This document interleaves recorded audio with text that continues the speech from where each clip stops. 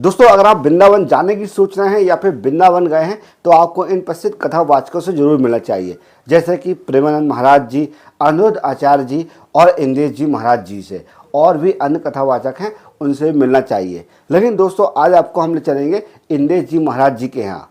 दोस्तों, अगर आप इंद्रेश जी महाराज जी के यहाँ जाना चाहते हैं या फिर आपको उनसे मिलना चाहते हैं तो दोस्तों इस वीडियो को पूरा देखिए।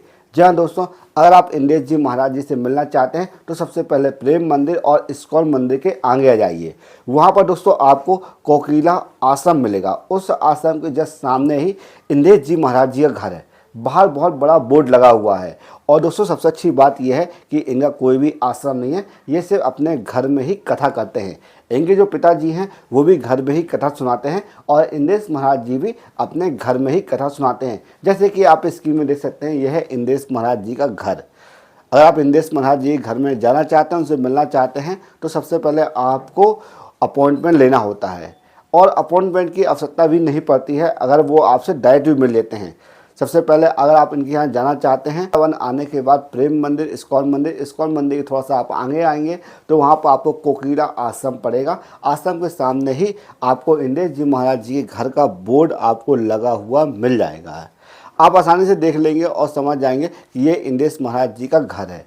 और दोस्तों, इनका कोई आश्रम नहीं है, ये अपने घर में ही कथा सुनाते हैं और अपने घर में ही लोगों को बुलाकर उनसे बातचीत भी करते हैं। अब इनसे मिलना बड़ा आसान है। कभी कभी ऐसा होता है कि अपॉइंटमेंट की आवश्यकता नहीं पड़ती है, लेकिन जब भीड़ ज़्यादा हो जाती है तो आपको वहाँ पर अपॉइंटमेंट लेना होता है।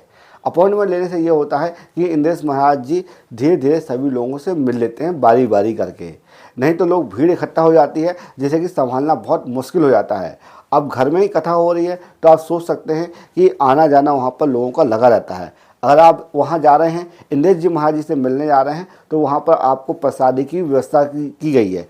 आप वहाँ जब पहुँचेंगे तो सबसे पहले आपको बैठाल कर इस तरह से प्रसाद खिलाया जाएगा। और प्रसाद खिलाने के बाद आप नीचे प्लेसमेंट में जाएंगे जहाँ पर कथा चलती है। वहाँ पर आप कथा सुनेंगे और कथा सुनने के बाद आप फिर इंद्रेश जी महाराज जी से मिल सकते हैं और उनके दर्शन कर सकते हैं। तो अगर आप वृंदावन में हैं तो एक बार ज़रूर इंद्रेश जी महाराज जी ज़रूर मिलिएगा, क्योंकि दोस्तों इंद्रेश जी महाराज जी अभी के फिलहाल 2024 के सबसे प्रसिद्ध और सबसे बढ़िया कथावाचक हैं। उनकी जो कथा है, जो वो कथा कहने का जो उनका स्टाइल है, वो बहुत ही अद्भुत है। लोगों को दिल तक उनकी कथा पहुंचती है और उनकी जो कथा है दोस्तों दिल को छू जाती है। तो आप सभी से निवेदन है कि महाराज इंद्रेश जी महाराज जी की कथा भी सुनिए और उनसे मिलने भी जाइए। और सबसे अच्छी बात यह है कि वो जो कथा सुनाते हैं वो बहुत ही अद्भुत रहती है